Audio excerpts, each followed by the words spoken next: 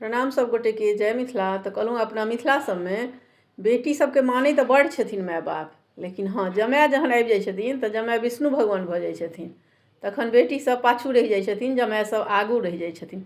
सबहक घरमे सएह हाल अइ मिथिलावासी। हमरा घरमे तऽ छै सएह हाल। हमर माँ फोन केलकै भोरे भोरे आ कहलकै सुतल रहे, हम कहलियै नहीं गई 1 बजे राति तक बनेलहुँ है से पूरा अथी लाइ चुरलाई सब तिलवा सब से मोन नहीं ठीक छलै, लेकिन तैयो बनेलहुँ। तऽ कहैया किया बनेला, मोन खराब छलौ तऽ रेडीमेडे सबटा लो अनिते। हम कहलिए आनि तऽ लैतियौ, लेकिन तोहर जमायके बड्ड नीक ई पाबनि लगै छनि लाइवला, तऽ एक बेर कहि देने रहै, ताहि दुआरे आनि तऽ ईर्खा बड़ लागि जाइए हमरा, की कहू उल्हन। लेकिन पतिदेव जीके उल्हन भेटल रहै। एक बेर हमरा एतेक साल भऽ गेल बियाह दानके नहीं बनेलहुँ तऽ कहलथि हमर माँ एना बनबै छलथि है, एतेक बनबै छलै हमर माँ। तऽ हमहूँ कम थोड़े छलियनि हेँ, हमहूँ कहलियनि हमर माँ तऽ आओर बेसी बनबै छलै, किएक तऽ ओकरा गाँवमे बाँटऽ पड़ै छलै सबके, ततेक मङ्गनिहार अबै छलै गाँवमे, तऽ माँ हमरो बड्ड बनबै छलैए। तऽ ओकरे बेटी छियै, भले ही बनबै नहीं छलिए हम कुमारिमे लाइ चुरलाई, हमरा नहीं पता छलै केना बनै छै, लेकिन विवाहके बाद जखन अपनापर पड़ै छै तऽ सबटा आबि जाइ छै लोकके। तऽ गुणीगर तऽ माय हमर बड्ड छलैए, बड्ड गुणी, तकरे बेटी छियै तऽ एबे करतै अंश माये बापवला अबै छै धियापुतामे। तऽ देख लिअ, जहाँ कि बुझलकै जे जमाय दुआरे बनेलक है, तुरन्त पलटी खा गेलै हमर माताराम। की कहै छै, नहीं नीक काज केलनि ओझाजी लए बना देलहुँ से। तऽ देख लियौ, तखन बेटीके बीमार नहीं बुझलकै, जमायके पक्ष लऽ लेलक।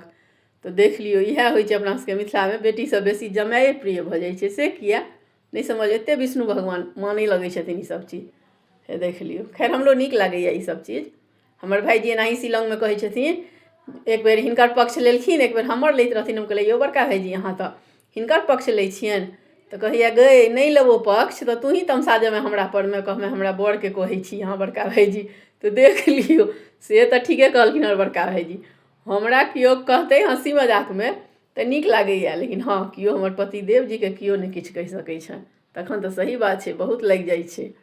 तऽ सएहवला हाल छै। अपने किछु नहीं, अपने भले किछु कहियौ लेकिन दोसर केओ नहीं कहै। तऽ देख लियौ, हम वीडियो मेमोरी कैद केलहुँ हँ तिला संक्रांतिके दिन, जे हमर माताराम केना पलटी खा गेलै। बेटीके बीमार तऽ कहलकै किया बनेले, रेडीमेडे लऽ अनिते। लेकिन देख लियौ, जहाँ कि जमायके कहलिए जे तोरा जमायके बड्ड नीक लागै छनि, तऽ हमर माताराम कहै छै नहीं बहुत नीक काज केलहुँ, बना लेलहुँ। 1 बजे रातिमे हमर कम्प्लीट भेलैए पूरा। हम सुतलिए आ देखियौ भोरे उठलिए आ लिखल छलै हमरा ठण्डा पानिसँ नहेनाइ, तऽ सेहो नहेलिए। देख लियौ, तिला संक्रांति पाबनि हमरा याद रहत हमेशा। जय मिथिला। आ जखन अबै छै ई पाबनि तऽ हमर अपन पतिदेव जीके बात बहुते याद आबि जाइए, जे हमर माँ एना बनबैए तऽ हमर माँ ओना। तऽ देख लियौ किनका सबके घरमे ई सब चीज होइए। जय मिथिला।